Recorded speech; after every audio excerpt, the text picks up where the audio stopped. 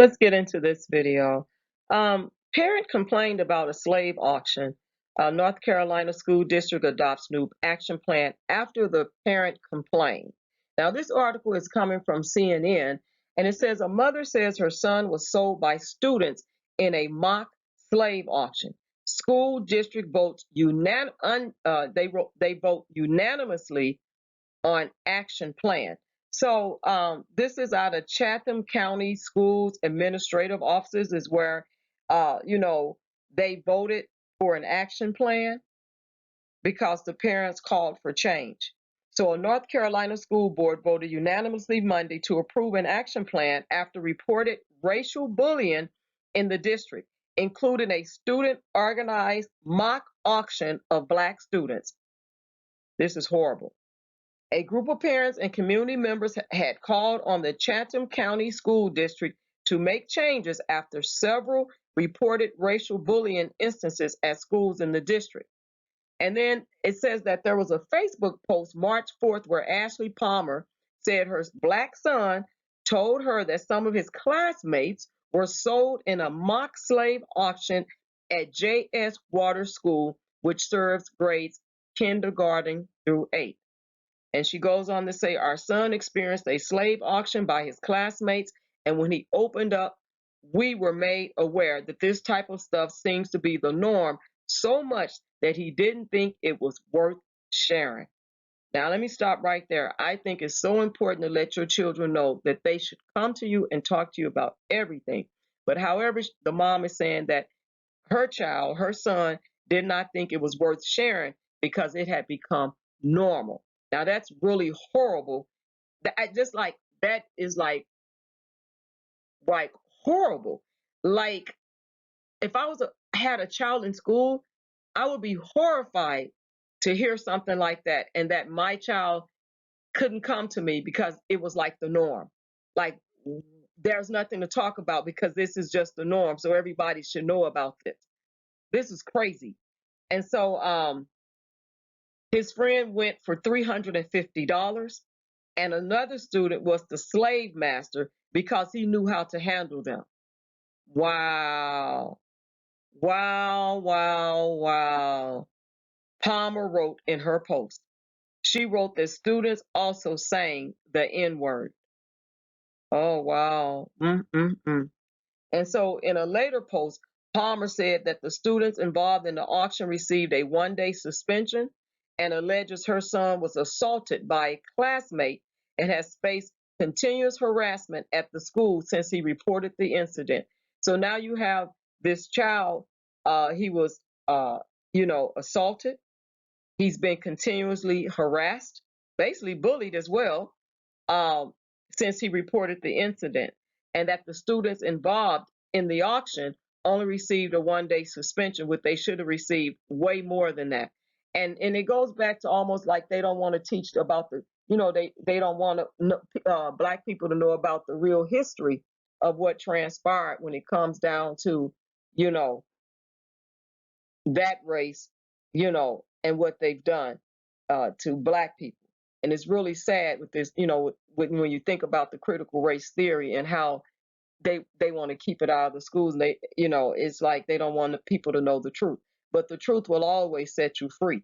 And as we get more and more, exposed to media, different news outlets and media reports and social media access, we'll be hearing more and more about things that were being hush hush and covered up.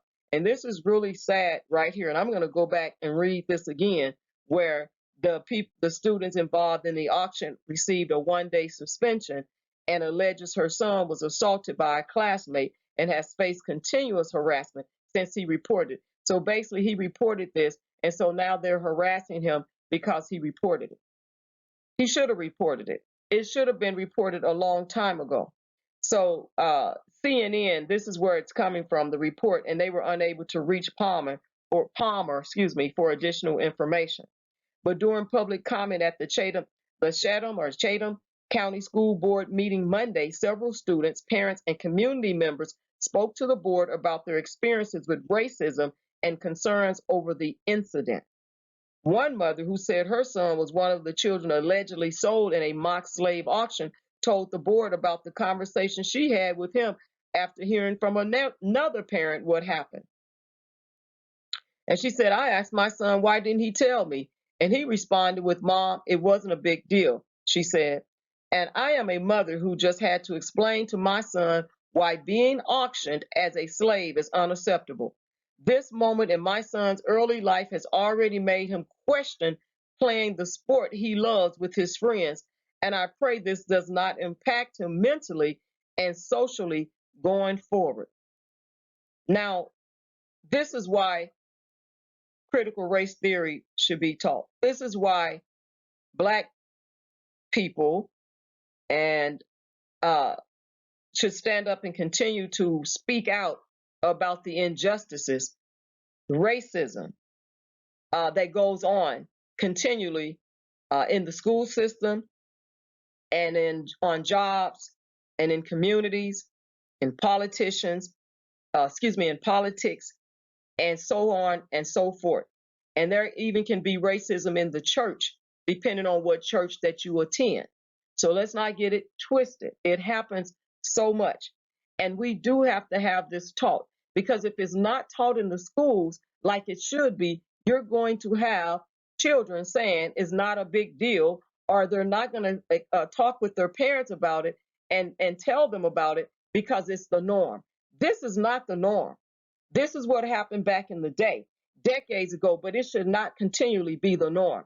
And when people come out and say, oh, well, that happened a long time ago, I didn't have nothing to do with slavery. But look, people are acting out on it because the history is not being taught that this is a violation of another human being rights. Nobody should be sold off. No one should be chained and whipped and beat. No one should be dehumanized and mistreated and auctioned off. None of this should be going on. And so when you have children that think it's the norm and it's not a big deal, this is why history needs to be taught in the schools and to be taught that this should have never happened and is not right. And man, oh man, oh man, when I first read this, I'm like, wow, it just wow, wow, wow. I mean, almost like you have words and you want to say the right words, and you want to be good on YouTube when you're speaking and doing commentary. But my gosh, this is horrible. And so moving forward with the article, before presenting the school board with an action plan, Superintendent Anthony Jackson offered an apology. And he says, as a father, as an educator, as a grandfather, tonight was very difficult. It's difficult to sit here and listen and hear and hurt for our children. Schools are for children, and as partners with parents, we are responsible for helping students realize their full potential. Absolutely. Yes, as an educator, you are responsible for helping students reach their full potential. And it's definitely not playing these mock slave auction and things like that and harassing students for speaking out and disclosing this and telling on folks when they need to tell on them. And this is not snitching. And if it is, it's a good snitch, okay? And as many people identified tonight, creating safe environments for students is the first promise schools make to families, he said. And there should be safe environments when your children are in school. They have parents have a reasonable amount of expectation, and so does children, that they're going to be taught valuable lessons, they're going to be able to learn, and they're going to be in a safe environment. That's a reasonable expectation. Reasonable expectation. And that's the basics. Okay. And as a newcomer to our school system and to this community, before I offer any plans, he says, I want to do something that needs to be done here publicly. I want to offer an apology to every single student who has ever felt unsafe while in our care, to every student who has ever felt demeaned, disrespected, or marginalized because of their race, ethnicity, sex, gender, religion, or disability. In Chatham County Schools, we proudly boast that diversity is our strength, and moving forward, it will be our intentional focus to ensure that this celebration includes everyone. They need to be held to these standards. And I hope that we can get updates moving forward. And he goes on to say that moving forward, my personal commitment to you is that we will do better. He continued. They need to do a whole lot better. And Jackson's action plan included changes in the district policy to how discriminatory situations will be handled from start to finish, including notification of parents and guardians, investigation, discipline, social support, and resources for victims, staff training, and after action plan.